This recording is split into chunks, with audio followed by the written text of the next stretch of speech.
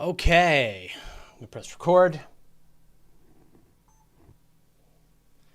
and start recording the audio. There.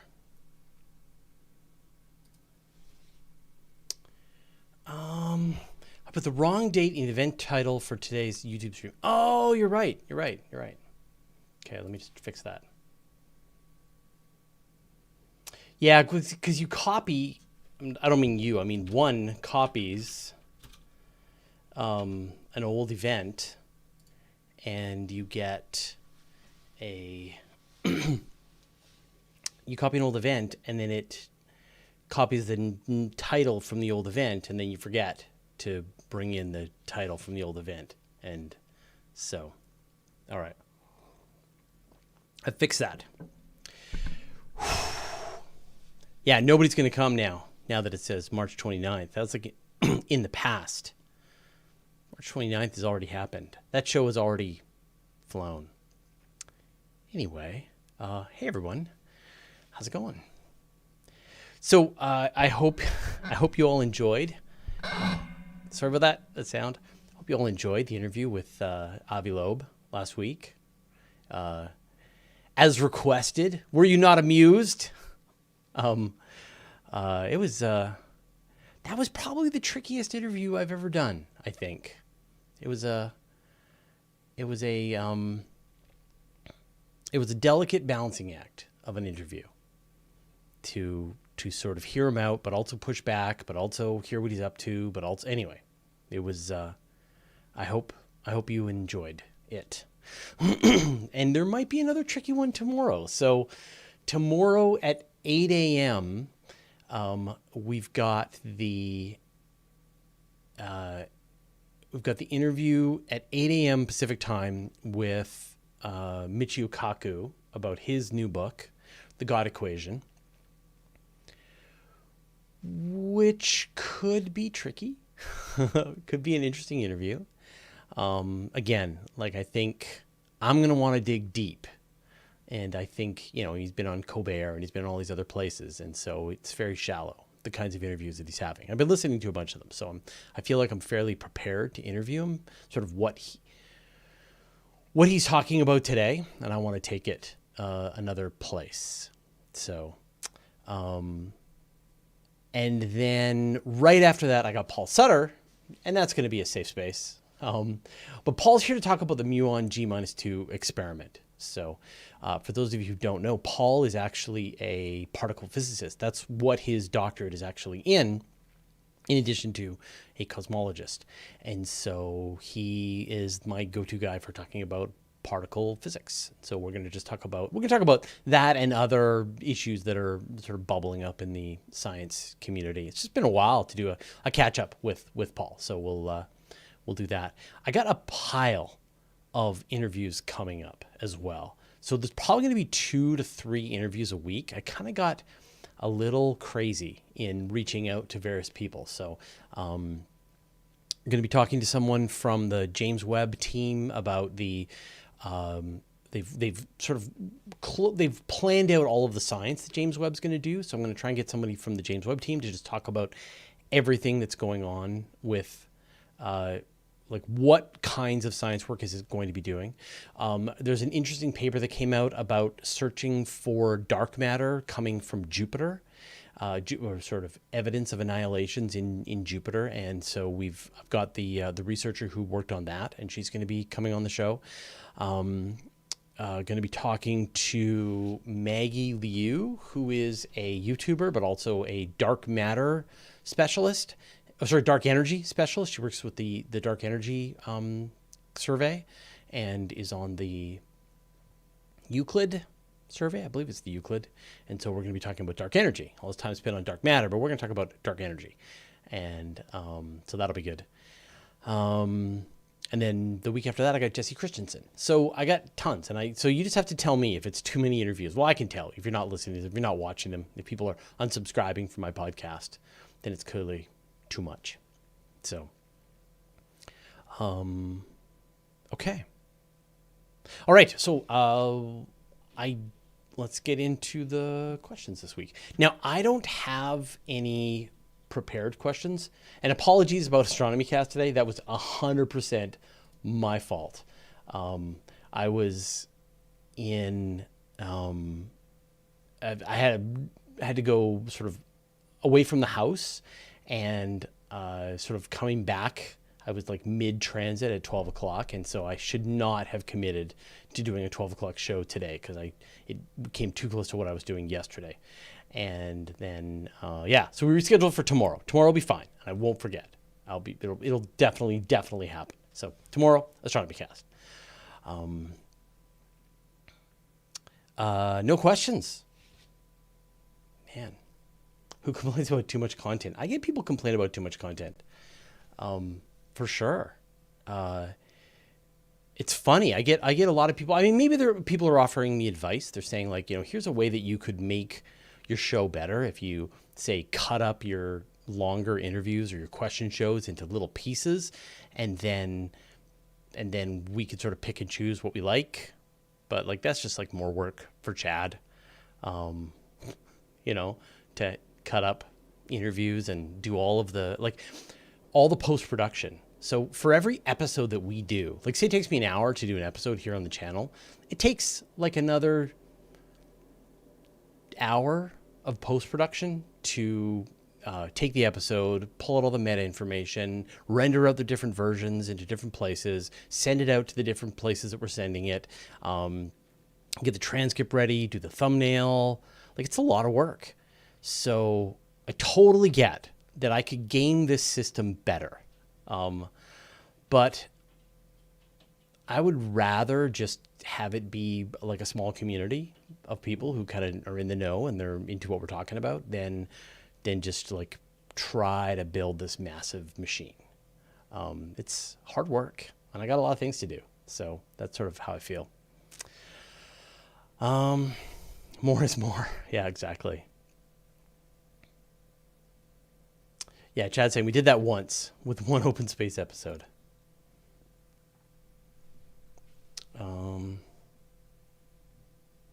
Cool. Okay. I think we got some good questions as well, so we'll get into that. All right. So let me do my intro, and then we will go from there. Hello, everyone. Welcome to the question show on my YouTube channel. My questions. Wait, your questions. No, my answers. Anyway, once a week, I take all of your questions live and prepared and gather them up and answer them in real time. I do this show every Monday at 5 p.m. Pacific time. So if you want to join live and join the conversation, ask your questions, that's your best shot. But also like just ask a question anywhere across my channel and I will gather a bunch of them up and I will answer them here. So we are recording this episode on Monday, April 12th.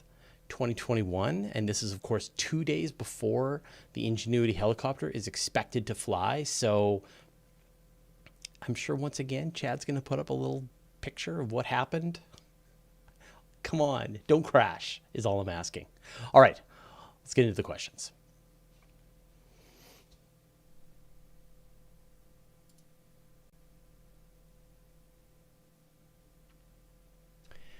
Alberto DC.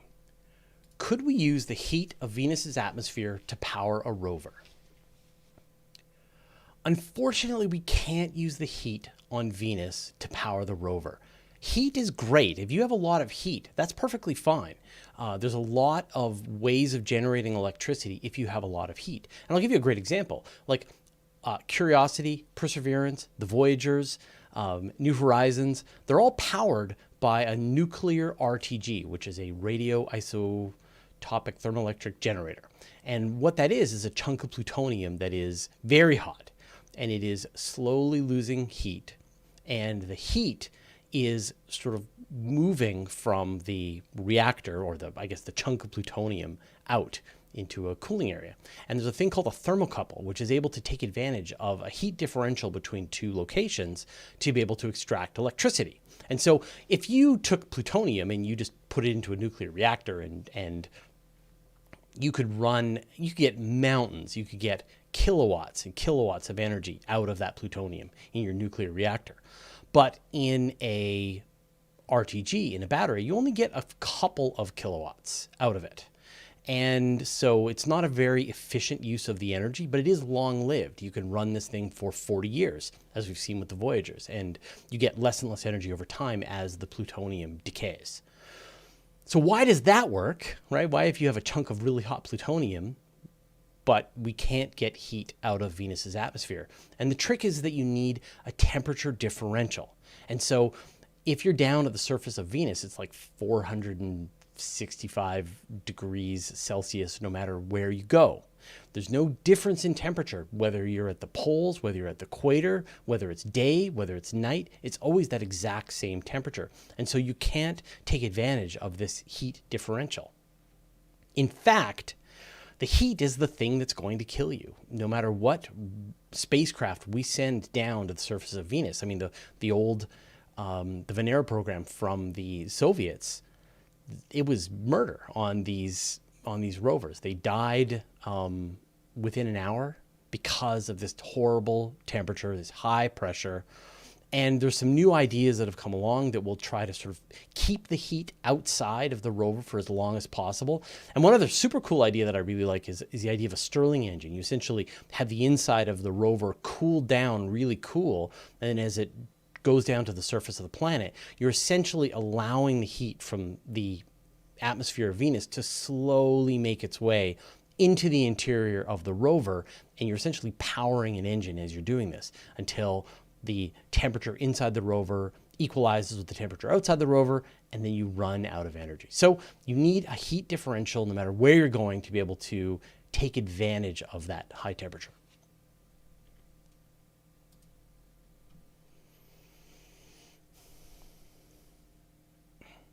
Oh. All right. Steve Craw 314. Question: what if the Mars helicopter tips over? Oh, let's hope it doesn't. I've been thinking about that. I mean, the helicopter is pretty big, but I think if it does tip over, I'm sure that the controllers operating Perseverance will attempt to right it with some part of Perseverance. I mean, it has a drill. It has like kind of like an arm that it can use to sample rocks and things like that, and it has a microscope on the end of it. And so I wouldn't be surprised if they've already thought of ways that if the helicopter lands and then falls over, that it could go over and try to push it back up again. It depends on, I guess, how much damage the helicopter has experienced when it does fly. The first flight, the plan right now is they're just going to hover like maybe a meter off the surface of Mars, just test to make sure that it works, come back down gently. And remember, I mean, the gravity on Mars is 1/3 than what we experience here on Earth. And so even if you go 1 meter in the air, it's the equivalent of you going, or it's going to feel like you're much less than a meter. And if you fall from that height, you won't take as much damage. So, you know, my guess, I mean, this is NASA, this is not SpaceX. They're gonna test very carefully, step by step, to try to make sure that the helicopter can do what it's supposed to do, and they'll learn all of the parts. But I can imagine there's some gust of wind.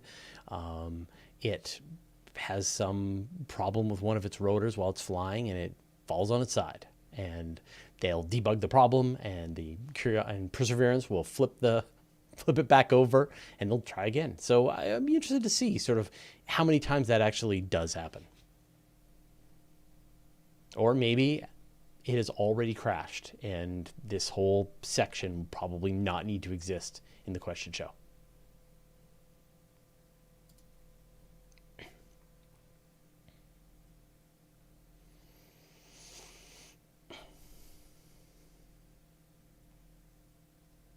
The BLC's new WOW signal. I haven't heard about that. That's not the one, John, that's not the one that was coming out of the Centauri, Proxima Centauri, like 3 months ago. All right. The Fuzzy Kitties. How do modern spacecraft navigate in space? So right now, when spacecraft are flying through space. It really is a wonder of math and science. The fact that you can send a spacecraft at tens of thousands of kilometers per hour at a target that can be millions of kilometers away. Like, think about the journey that Cassini made from Earth all the way to Saturn and arrive precisely where they expect it to arrive within a fairly small tolerance of issue. And so the question is, like, how do the spacecraft do this navigation? And right now, the answer is the spacecraft in general don't do any navigation at all. All the navigation is being done from Earth. And the way it's done is they have huge dishes, huge communication dishes here on Earth. And the dishes communicate with the spacecraft and are essentially tracking the location of the spacecraft. Spacecraft is communicating back. From those communications, they're able to determine the direction, how fast the spacecraft is moving. And they're able to see if the spacecraft is actually on target for where they're expecting it to go. The spacecraft has thrusters on board, and so if they need to make any kind of minor course correction, they can program in what kinds of course corrections it's going to need to make, and then it fires its thrusters and then is able to arrive. That said, NASA has been experimenting with other methods which allow spacecraft to navigate themselves autonomously. And so the one idea is this thing called a star tracker. So essentially you have a spacecraft that recognizes the star fields that are all around it. And it's able to then orient itself. It's able to determine what direction it's moving, how fast, and compare that to how fast it should be moving, and then make adjustments accordingly. Another idea that's being tested out, hasn't been implemented yet, like on an actual spacecraft, is to use pulsars. So pulsars are, of course, these dying neutron stars that are located around the Milky Way, and they are blasting out these signals that are incredibly precise, down to, a tiny fraction of a second. And so you can tell when you're moving towards this pulsar or away from that pulsar because of the Doppler shift, sort of that same experience when an ambulance goes by and you hear the pitch change as the ambulance passes you by.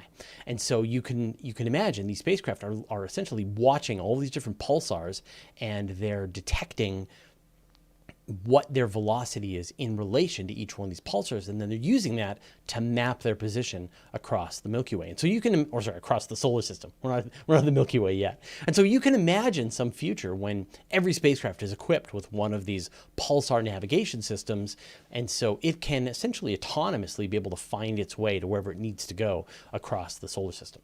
Pretty cool.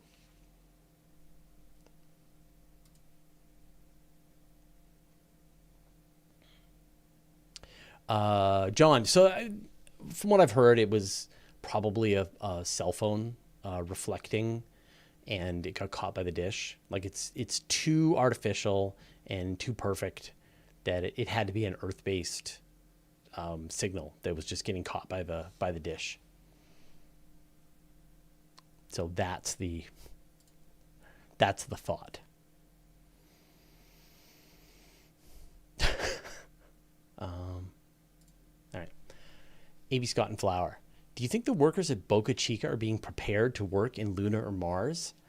It's an interesting question, actually. It's a really good idea that if you're going to want to have people who are going to try to build facilities on the Moon or Mars, it makes sense for them to start working at the Boca Chica facility so that SpaceX can just learn whether these people are prepared for space madness or not, but also to give them experience with all of the hardware that SpaceX is using. And you can imagine already the level of automation that's happening with spacecraft, even with, say, the Crew Dragon, is dramatically more automated. And you really are just the payload of these rockets. A ton of them are automated at this point. It's not like you can take control and fly directly if there's some problem. It's all done by computers at this point. And so the need for the people who are astronauts to also be test pilots is decreasing. And in fact, you're needing them to have other expertise, for them to be welders or 3D people who work with 3D printing assemblers and things like that. And so I can absolutely imagine a future where there's a sort of an apprenticeship where you come and work at the SpaceX facility first. learn all the hardware, all the technology, and then you start taking flights with Starship to go to the moon or Mars, probably the moon for starters, and help with building some of the infrastructure on the moon. It's a fascinating idea, and it's funny because we're just so used to the work in space being done by astronauts, by the best of the best, people with multiple advanced degrees. There's only like 500 people who've been to space at this point. And so suddenly there could be a team of construction workers sent to the moon to help build a landing pad. And they need to specialize in lunar concrete and deploying robots and setting up various machinery to harvest resources in situ. So yeah, I think you're right. I think you're onto something.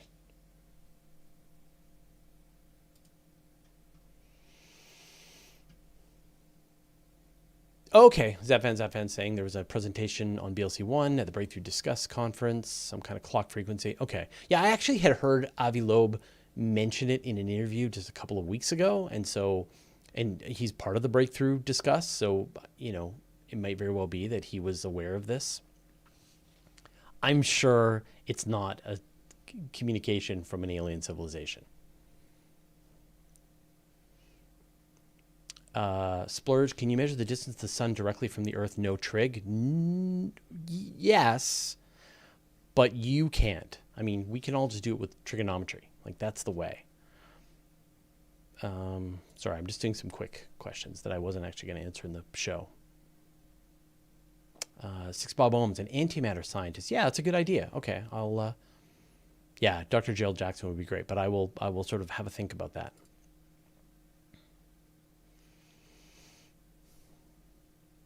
All right. Chris Sender. How would a James Webb Deep Field look different from the Hubble Deep Field? James Webb's main claim to fame is that it's going to be able to take the Hubble Deep Field and take it really to the edge of the observable universe. So right now, Hubble, with their famous deep field where they pointed the telescope at a seemingly empty spot of the sky and gathered light for an enormous number of hours, they were able to turn up tons and tons of galaxies in what seemed like empty space. And then they came back later on and they did this thing called the ultra deep field. And they did a longer time frame, added more data, and they were able to get to the point where they were starting to see galaxies that were just a few 100 million years after the Big Bang, which is amazing. As well as some that were even better, things that were being lensed by gravitationally lensed by foreground galaxies. But they could just see just the barest hints of these first galaxies that were early on in the universe.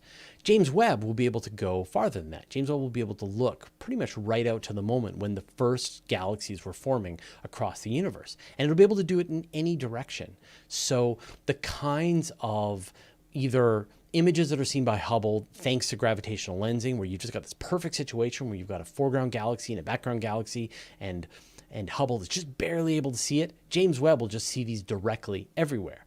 And when they do their deep field, and they will, it will produce something very similar, but with far more clarity and far more galaxies. Because at this point, it's literally going to see every single galaxy that's forming in a region of the sky. So, it has 6 times the mirror size of Hubble, and it's in the right wavelength to be able to see the early universe. So when James Webb does its deep field, it's going to be an astonishing accomplishment.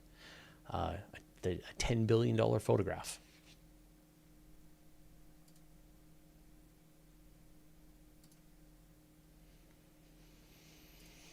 James T. Is the New Horizons team still considering another flyby? Yeah, I think they are always hoping for a new flyby. And, at this point, there is no plan for a flyby. There's no specific target that New Horizons is being targeted towards. But there's a bunch of new telescopes that are coming online. There's, of course, going to be the Vera Rubin Observatory, which is going to find all kinds of objects out in the Kuiper Belt. And that should be the machine that finds the next targets for New Horizon.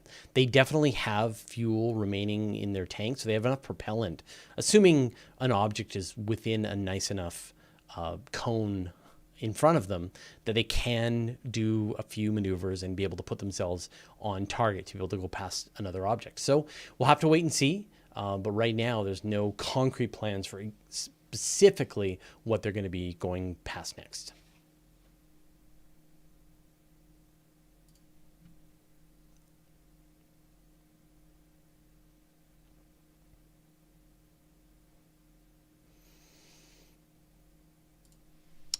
Sean Morrison. Hey, Fraser, it seems like the sample return mission to and from Mars is going to take longer than the proposed human to Mars mission. Isn't it easier to take a human with a microscope rather than wait? No, it's not easier to take a human with a microscope and return them safely back to Earth than to do a Mars sample return mission at this point. A Mars sample return mission, I mean, you've already got Perseverance, which is gathering samples. The Europeans have already built their rover, which is going to gather additional samples. The Europeans are going to create the return vehicle. The Americans are going to be producing the ascent vehicle. The Europeans are going to create the chase rover. And so you're looking at a few $1 billion to be able to put together the hardware to be able to return a pile of samples from the surface of Mars back to Earth. Like maybe you're looking at another $4 or $5 billion.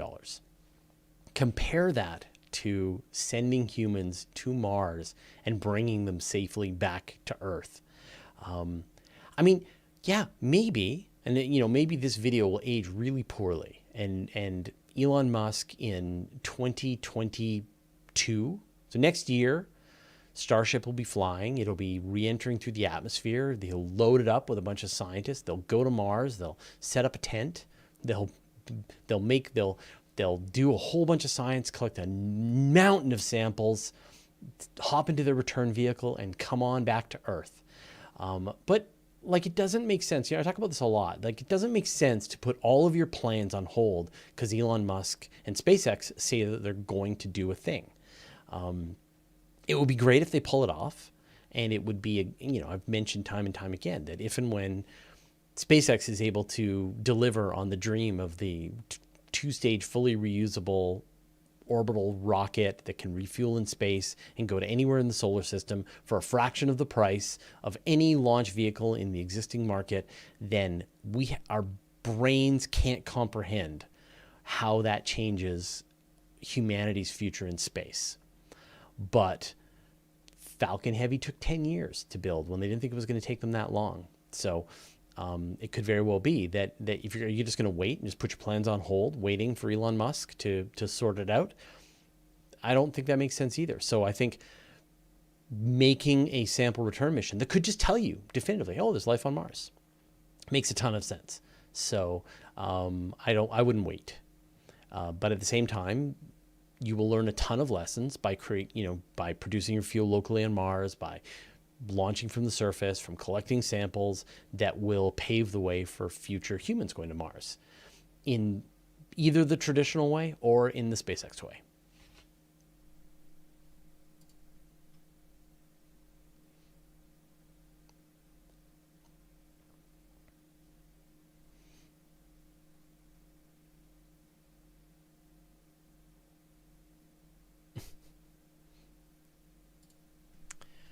Tony Principi.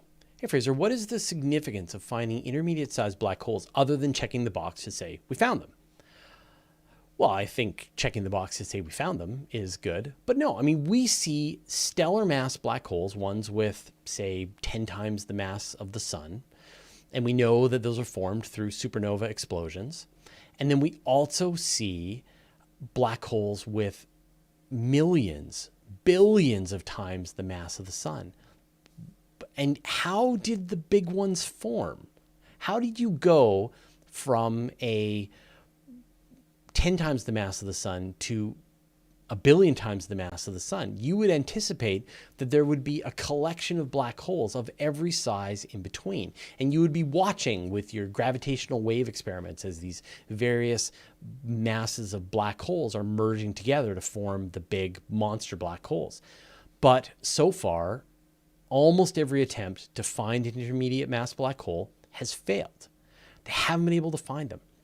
There's been some hints that there are some lurking inside globular clusters. There was a really recent paper that just came out a couple of days ago where somebody saw an intermediate mass black hole through the lensing, the gravitational lensing of a gamma ray burst, which is kind of amazing, but like a total trick shot in terms of a science observation.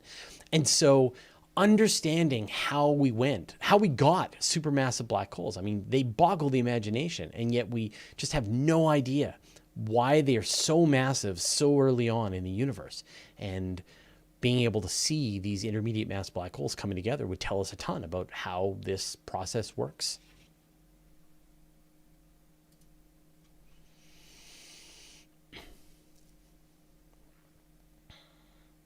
All right.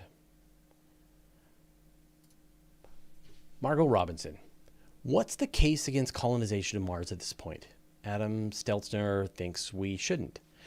Yeah, I'm in the, I don't think it makes sense to colonize Mars at this point. I think people watching this channel are fairly familiar with my position on this, but if you're not, I'll just give you a quick rundown. Mars is the worst. It's awful. It's terrible. It's a terrible place. There's no air to breathe. There's no water. There's no life. There's no trees, forests, oceans. There's just volcanic rock and volcanic rock that's been ground into powder. There is a little bit of carbon dioxide and a lot of cosmic rays. So it's not on Earth, which is great, but anyone who goes to live on Mars is going to have just the hardest experience ever. It's going to be brutal. That every moment with our terrible low technology is going to be just a struggle for survival nonstop. And we've seen this played out many, many times here on Earth. People go to some place that is hostile to human life, like the coasts of Antarctica, and they try to live because it's free and they've got their own space and they can look at penguins whenever they want, but they have to give up because it's fun in the beginning and then it's just pain. It's just pain and it's pain. And so we have a base in Antarctica, which is permanently habitated by various nations who send scientists who are doing experiments, who are doing research in Antarctica, and they go because it's their job, and they're supported by an enormous amount of technology. And yet, Antarctica, the South Pole, is infinitely more habitable than Mars. Like, it's just hard to wrap your mind around how bad it is for Mars. Furthermore, there is low gravity on Mars, and we don't know what the long-term repercussions are of that on the human body. Might be that it's fine. It might be that it softens your bones and it causes all kinds of health issues over decades, not to mention the radiation. And so the way we solve that is with an enormous amount of technology, with technology sent from Earth. And so there will be a time in the future when our technology is fantastic, when it trivializes our existence on Mars and it makes it really easy for us to live there. But until then, it makes the most sense to just send scientists, astronauts, people who are going to go to Mars, help answer scientific questions, help us learn to live in space, and help move us towards this idea of trivializing our future in space. But it's one of these things that if you go too early and try to live there, then all you end up with is just a lot of dead colonists. So I think that it makes sense to go there when it's easy, when it's comfortable, when we can support we can support people living in those places. I think there's other issues as well, but whether or not, if there's life on Mars, then we have some other ethical issues that we have to deal with. But assuming that Mars is just a rock, that it's dead, then that's the thing that we have to worry about. Is just like, what are we doing to human beings who are going to go to this place? And they think it's going to be fun, but it's not going to be fun. It might be fun in the beginning, and I'm sure there's going to be a lineup of people around the block who would love to go and live on Mars. But I think that give them a year on Mars, where all they do is just try to desperately survive, and they'll pine for Earth again, where you can just walk outside and breathe, and there's water, and there's trees and birds. So that's my thinking. Is it's just I don't feel like there's any value to sending a lot of people on to Mars. I mean, I know the argument is that we need a place that isn't Earth, so that we can have humanity be in two different places. But I think we're not ready to do that. I think that we can't escape our problems. We can't run. We can't set up a bunch of people on Mars and hope that that will give us any kind of long-term solution compared to what's happening here on Earth. So, 100 years from now, 200 years from now, I think there will be human beings in some form, or human robot hybrids or robots, across the solar system, living in giant O'Neill cylinders and amazing space cities across, there will be 1 trillion people living across the solar system. But that will come after we have matured the technology first, and we're not there yet, in my opinion. So I'm not sure exactly what Adam feels, but that's sort of my perspective on it. We haven't even sent people there. Like, don't worry about living there. Like, let's just have some people go there, come home, report that it's A-okay, and then we'll sort out how to have a few more people live there for a little bit longer, come back, maybe a few more, and then we start to realize they keep coming back because they hate it, and then we'll know what that means. But I think for anybody who thinks they want to live on Mars, there are so many places here on Earth that you can go and scratch that itch of pioneering hardship. So many places. You can live for free in the Arizona desert somewhere and siphon your own water out of the atmosphere and produce your own electricity with solar panels and try to grow all your own food. You can do it today. You can live in Canada, in the Arctic, where it's cold and it's dark and it's tough. So there's lots of places here on Earth. If that's a thing that you want to be able to do, there's places you can go to do it.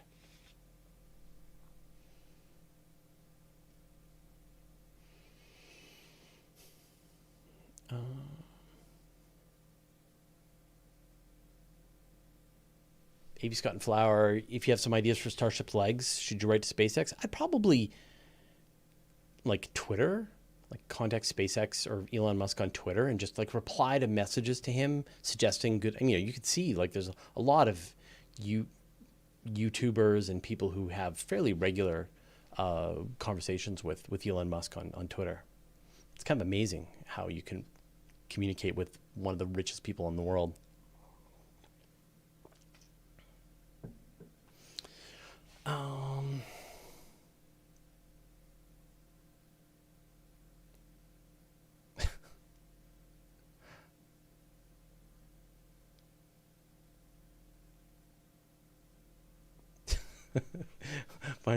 Bernardo, what is the best moon and why is it Enceladus? Well, because it's Enceladus. It feels like a tautology.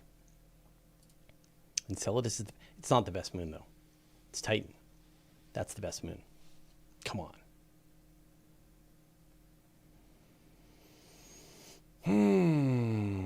So, there's a lot of questions here that I don't know the answers to. So, Visututi, if Arecibo were not broken, could it map the shape of Oumuamua? No, didn't get close enough. You need this to get a lot closer.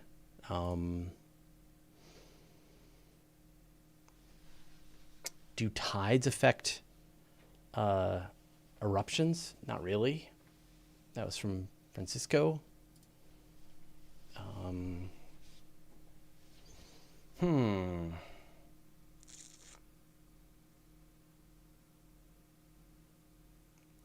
Escape MCP, is your interview with Ari even slightly change its Never Aliens view? No. Nope. It's not, there's never aliens, it's just not aliens so far.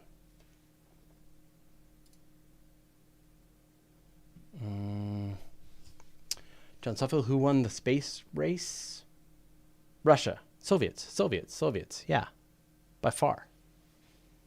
First person in space, first person to orbit, first woman in space. Yeah. Soviets. Horizon Brave. Mars Copter isn't going to do any science, but it's about testing the winds, gyro ability, so more later missions. Yeah, the helicopter is just a prototype. The goal is to just fly, see what happens. If it doesn't crash, then send more. I was sort of thinking it'd be cool. Like imagine some future rover, like an aircraft carrier that's just got a ton of helicopters on board, and it just deploys dozens of them, and they just map out a huge swath of Martian terrain in intricate detail. And then the rover can then go around and find all the best spots. So I think if this works, we're going to see a ton of flying vehicles on Mars. They seem like just add a ton of them. Raphael Dominichini, what's my favorite space mission already launched? The worst that should never have happened. Okay, I'll answer this one. Raphael Dominichini, what's your favorite space mission already launched and the worst that you think should never have happened? So I'm going to do the worst that should never have happened, and it's going to be a really controversial answer. I think the one that should never have happened is the space shuttle. And like, I can't even believe I'm saying that. Like, the space shuttle is the most incredible machine that humanity has ever made. It is a wonder of engineering, and everybody who worked on it should be absolutely proud of what they accomplished, from the engines to the fuel tanks to the boosters, everything. It's a stunning accomplishment, but it never should have been built, and it never should have never should have flied. We saw, it was inherently given too many competing goals from day one. And so it couldn't fulfill on everything that it was supposed to do, which is tough. It was supposed to be able to be a space truck, but it could never be that. It's a space truck that's on top of a bomb. So it's just so dangerous. And we saw, it took the lives of 14 people. Very much safer ways of flying to space had been figured out and was in the process of being perfected.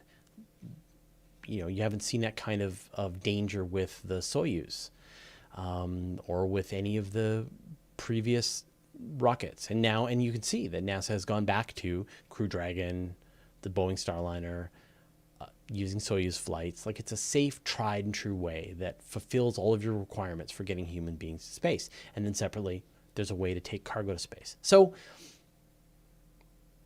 the space shuttle should never have happened, never should have been built. It was a mistake.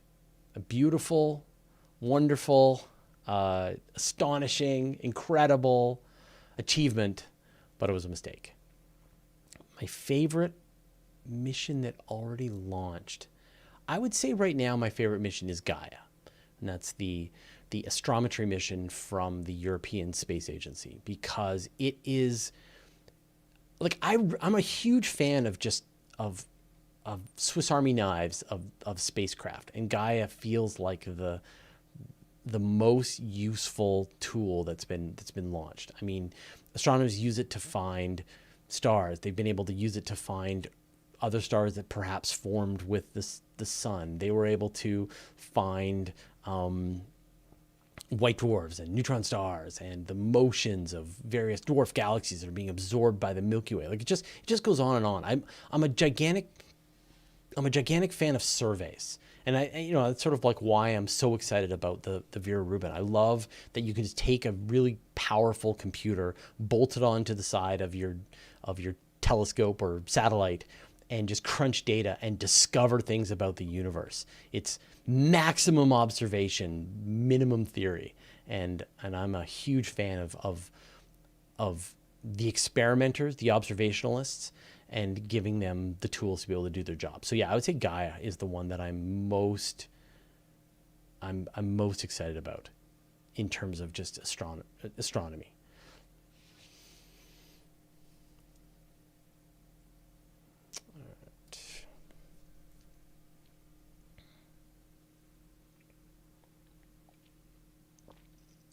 Fugal Creations, have we ever seen a solar system being disturbed by a rogue star or black hole? Nope. Nope. And we would have seen it. So in 4 billion years, no black holes come through the solar system. Hal McKinney, you asked questions about virtual particle pairs. I have no idea, but Paul's going to be here on tomorrow morning, so let's talk to him then. Sorry, man, this is beyond my pay grade. Pray for Mojo. Hey, Fraser, I know it's never aliens, but do you think the universe is full of life? No, I don't. I think the universe is devoid of life, apart from Earth. You must be new to my channel.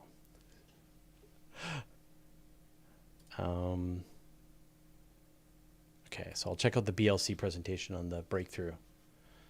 Man, timing, bad timing. I wish I had Avi now.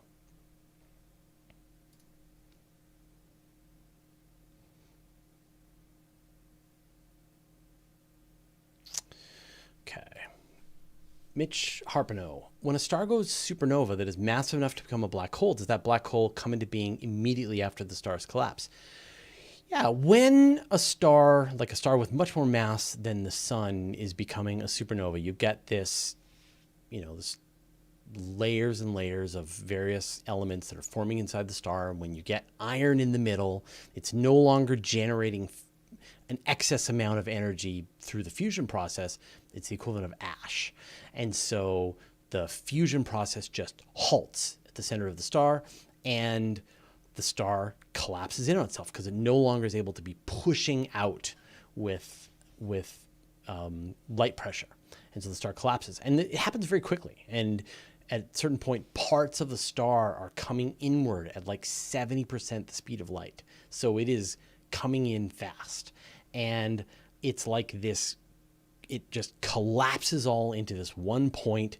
And the supernova that we see is essentially all the additional material that couldn't go into the black hole fast enough, bouncing off the black hole and going out into space. And so you've got a black hole right there and then.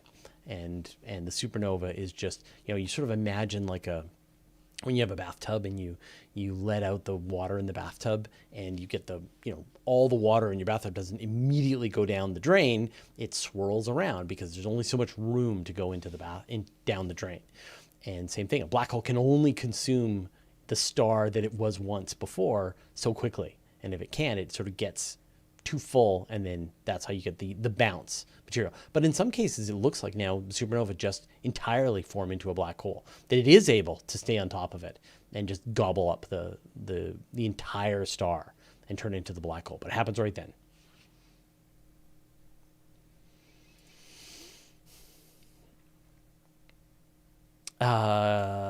So what you're saying, and this is Christopher Brown Floyd, so you're saying in the future you may not need a degree to go to the moon or Mars, you need a degree to become a space. Yeah, I think we're going to need space construction workers in the future. That's going to be big.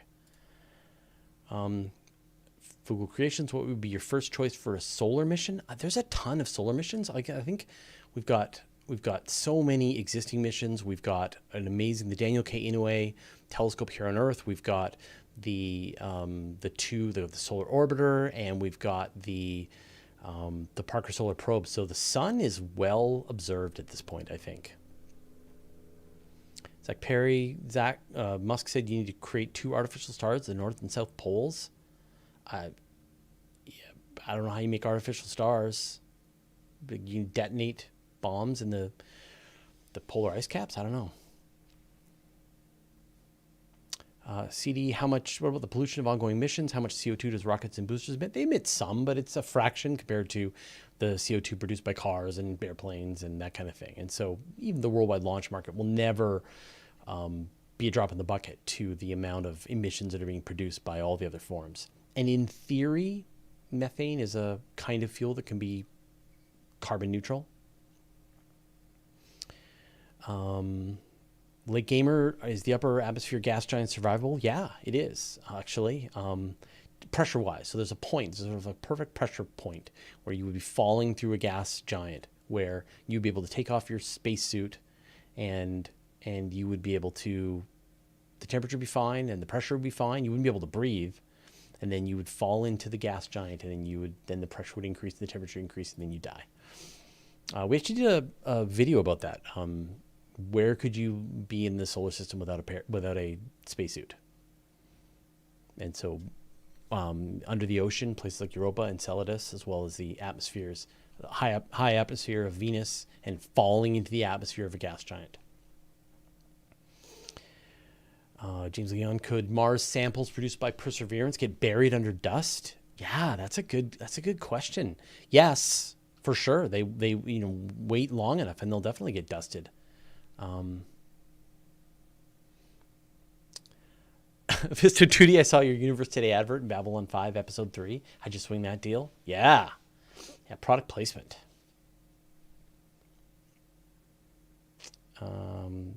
So 6 Bob Ohms, what's the status of the Mars helicopter? 2 days. They're going to fly on the 14th.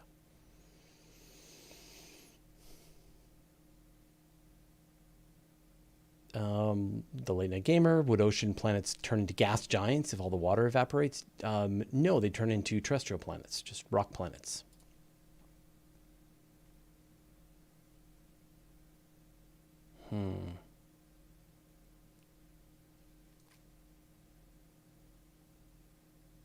Is Glover the first black astronaut to be on the ISS? No, I don't think so. No, there's I think he's the first to fly on the Crew Dragon, but there's been tons of astronauts on ISS over the last 20 years. But now I'm wondering. I mean, there's been lots flying on the space shuttle, but I don't know the answer. I have to think about that. I mean, if a news article is saying that, then that might be the case. But no.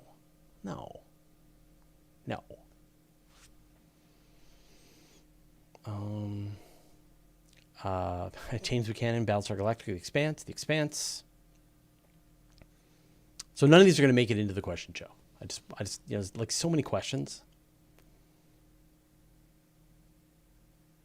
Jordan Mateo, who's on deck for interviews? Do you have any burning ideas? So we've got Michio Kaku tomorrow, Paul Sutter tomorrow, Maggie Liu, who's a dark energy specialist and YouTuber, next week. Jessie Christensen, who works on exoplanets. We've had her before. We're going to talk about sort of the current state of exoplanets. Someone from James Webb to talk about the nature or the state of James Webb science. Someone to talk about dark matter annihilation in Jupiter. So tons. I really enjoy doing interviews. So I know at this point I've got sometimes 2 in a week, but there's a whole new release of NIAC awards from NASA, phase 2 and phase 3, and a lot of really great ideas. So, here we go. Escape MCP is saying 11 on the ISS, according to Scott Manley. So there you go. 11 black astronauts on the ISS. That's better. All right. Jonathan Allen, am I excited for Picard Season 2? Yeah. I am.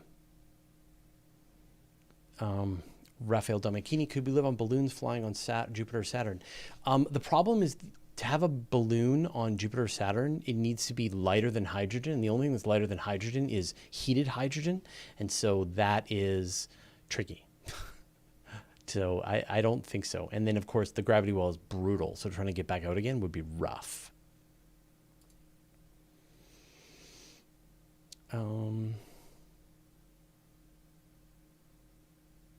John Suffield, could the cold spot in the CMB be another universe interacting with our own? What could that mean for us? It's probably not another universe, but it could be that the universe is colliding with another universe and causing annihilation, a wave of annihilation from that point. But it's probably just some other thing, dust. Just assume it's dust.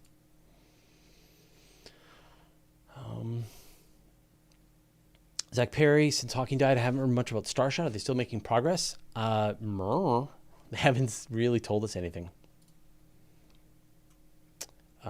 Krishna, time for another Isaac Arthur interview of Jamie Goss? Yeah, maybe.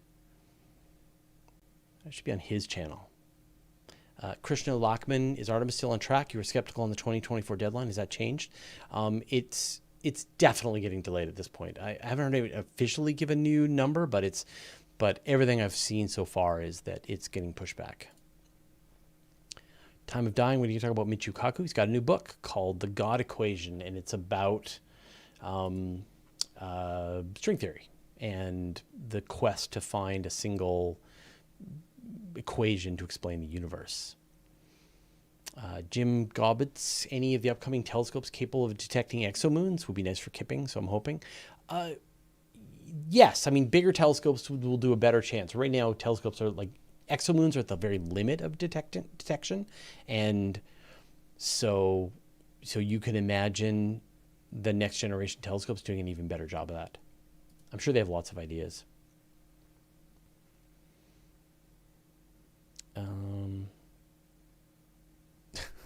John C. Newman, wait, bouncing off a black hole. Fraser, can you explain how something bounces off an event horizon? That doesn't make sense to me. It's like I said, it piles up. So the matter is trying, like a black hole can only, there's actually like a mathematical equation on how fast a black hole can consume matter. And it gets too much and it won't, it can't go in fast enough. And so it has to, just explodes off the surface. Every black hole has a maximum amount of material that it can feed off of.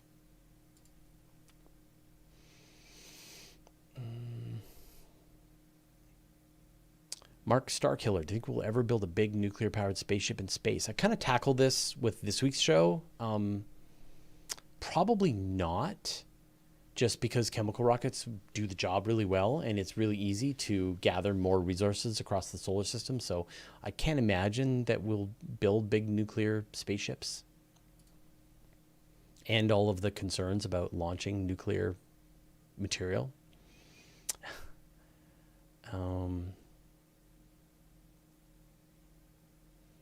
Renan BR, would it be possible for a massive star to be a Thorne-Zyklon object with a stellar black hole instead of a neutron star on its core? Don't know. They're still theorized. This idea of a star eating a black hole or a neutron star is still sort of a theorized object. James Buchanan is Elon Musk recruiting belters, future belters or Martians? Not that I know of.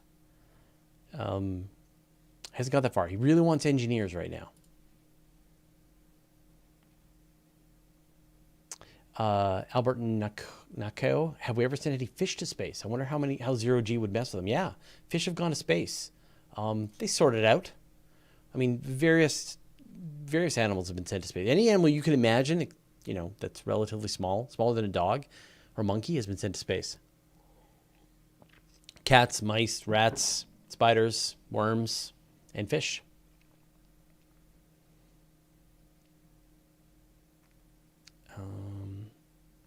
Do we know what Andrew Westcott, do we know what went wrong with the Ingenuity test that caused them to delay the flight?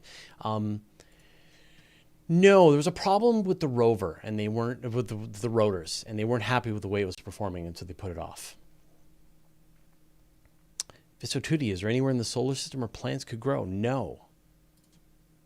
I mean, lichen could maybe grow on Mars today. Is that life?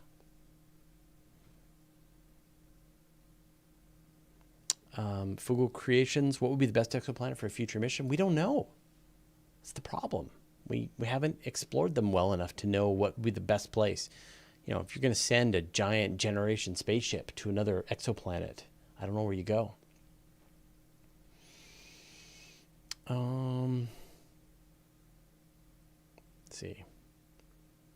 Do the Voyagers still communicate with Earth from Smoky Mirror? Yes, they do. Not for much longer, probably about 10 more years, and their batteries will be down to the point that they won't be able to communicate anymore. João de Carvalho, is an interplanetary laser network a viable idea? Sure. More infrastructure is good, and lasers are going to be really the only way to communicate across the solar system. So yeah, that makes a ton of sense. Six Bob Holmes, is a blimp drone even possible on Mars? Yes.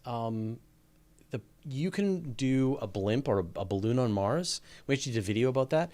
The trick is they can only operate during the day on Mars. And so at night when it cools down, the thing has to sort of deflate a bit and sit on the surface of Mars. And then as the sun comes out, warms it up, takes off, moves around a little more.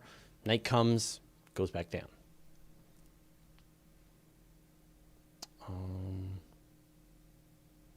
The Late Night Gamer, if a rocket had infinite fuel in space, could it reach 99% the speed of light? Sure. Yeah, if you had infinite fuel, that's the key. Infinite. You could reach 99% the speed of light.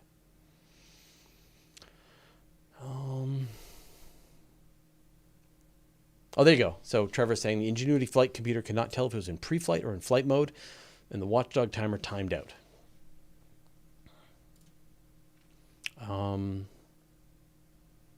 Azarius. So Fraser, you don't think we'll have a lunar city, only O'Neill cylinders? That's our future. I think you're wrong. Okay. Yeah, I mean, it's like far, far future. The problem with living on the moon and the same problem with living on Mars is the gravity is low. We don't know what that does to the human body. And so if you're going to try to live, like just raise a family on a place which has 15% gravity and it could cause birth defects, you're going to have to come up with some way to sort that out. And maybe what that means, everybody has to live in a centrifuge, or live in space. Hal McKinney, what are you into that this audience may not know about? Oh, that's a good question. I don't know. I feel like I've explained my life so much. I like that you might not know. I mountain bike. I garden. I cook. I play a ton of video games, like too much video games. In fact, I'm super stoked on the new Path of Exile league that starts on Friday. We're going to be, they got a whole new league. I got a plan for my build, and I'm going to grind pretty hard for the first couple of days. So it's probably going to impact my productivity, but it's a super fun game. It just absolutely tickles a part of my brain that it's like the most complicated game I've ever played. It's like, but in a way that's very gratifying. Unlike, like EVE Online is very slow and it sort of takes it's a very slow burn for things to work out. While Path of Exile, you're just coming up with ways to make the screen explode in different colors. All the enemies. It's like Diablo 2, but on speed. And I really enjoy it. And I also like RimWorld. I'm pretty good at it. So, but yeah, they gobble time. They absolutely destroy time. Bella, what build are you doing? I'm probably going to do an elemental hit. Deadeye is my plan. Zapan, your day seems to have 48 hours. How do you make time for everything? So that's a good question. I know I say that's a good question all the time.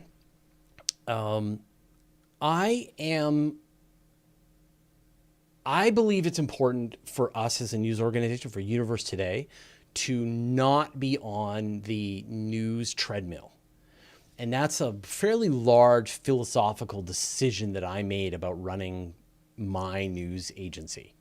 And so for the team, and Chad, I'm sure will, if he's watching, can confirm that I have a very lackadaisical attitude about how quickly we get things done. We get things done, but we're not trying to get things done first. I just don't care. We can make more money, but it's really hard on human beings to go hard and fast. And so I don't have any meetings. I pretty much, everyone on the team is mostly as autonomous as they want to be. So I put a lot of tools at their disposal. I give them a ton of trust and let them do their jobs. And so we are never the first to report on some big news event, ever. But I think we're one of the best. And I think we also report on a bunch of stuff that is timeless. And so if you get rid of this kind of hyperactive grinding that comes with trying to stay on top of all of the news events, and you don't have meetings, and you don't have a lot of kind of back and forth minutia, and you don't look at social media, it clears up a ton of time for you to spend to do things that you enjoy and to spend time on projects that you think are meaningful. So that's how I find more time, is systems, and I refuse to to make my life about going as quickly as possible on things that are ultimately, it's just like a race to the bottom, and it grinds people's souls. Like, you look at a lot of these places that are updating, trying to be the first with the news, and there's a human being behind there who's being forced to watch the Rocket Lab launch at 4 a.m. because it's on New Zealand time and it's hard on their body. So so that's sort of so I don't actually work that hard. I try to work smart. I kind of work hard. I work hard and smart. There you go. So I think that's sort of, I keep meaning to talk about this, I think, because I think that we run the site, we run Universe Today differently than pretty much any other media site that I know of. And I think that I think almost all other media companies are, I mean, obviously they're being successful, but they burn themselves out. And the price is paid by the team to keep up that pace forever. You sort of take fresh people in, you grind them up, you spit them back out, and you find more people. And I would rather just have people be on my team for a decade. Look at Nancy Atkinson. I mean, she's been working with me for 10 years, 12 years. Dave Dickinson. I mean, pretty much anyone on the team. So anyway, that's my philosophy.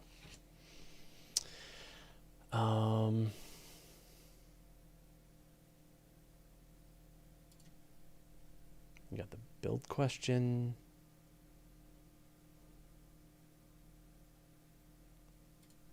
Alberto DC, what's your favorite space movie? I don't like superlatives.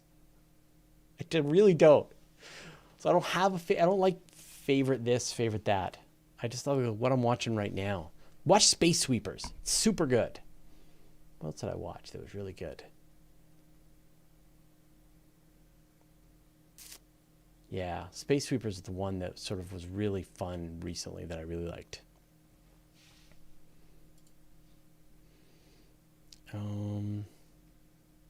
Hold on, you asked a question. Sephirin. Fraser, we have to wait another 30 years for the Webb successor like LUVOIR, the way it took 30 years from Hubble to Webb. 2051 seems like so long away. 20 years maybe? I think we're probably going to have to wait 2035 for a follow-on like LUVOIR. And I know that sucks, but we're going to have telescopes that are going to blow your mind in 2026 with the extremely large telescopes. So don't worry. There will be Vera Rubin, extremely large telescope, Giant Magellan telescope, 30-meter telescope. It's going to be tons of good stuff. How McKinney, it'd be nice if audience could promote other audience members' questions by voting somehow. Yeah, I mean, that's a YouTube thing. So we're sort of stuck by the way YouTube's system works.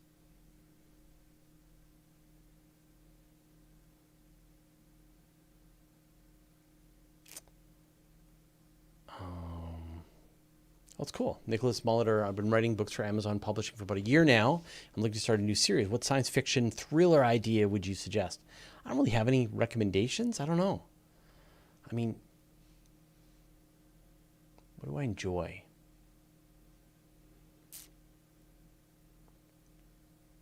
I mean, I've been thinking about, like, if I could take over the Green Lantern, writing for the Green Lantern, I would like to do that. Although the idea that I had for Green Lantern Corps is kind of taken over by the this new show on Prime called Invincible. It's super good. I would say television shows like this animation Invincible on Prime Video is my favorite thing that I've watched. You watch like the first 45 minutes, the first episode, and you're like, well, this is interesting, kind of cool. And then the last 15 minutes just like blows your mind. It's so good. So, but I like this idea. So I'll explain sort of the idea that I really like. So I sort of imagine like the Green Lantern Corps in our, their job is to essentially enforce, they have protectors in various sectors of the Milky Way that are trying to sort of keep law and order. But what they're really doing is essentially allowing the Guardians to control the galaxy, and they're the enforcers. And it's sort of an interesting idea of like the Fermi paradox, Great Filter meets Green Lantern. So anyway, but I don't know, like whatever you love, pick an idea. I mean, science fiction is not about the science, it's about the fiction. It's about the stories that you like.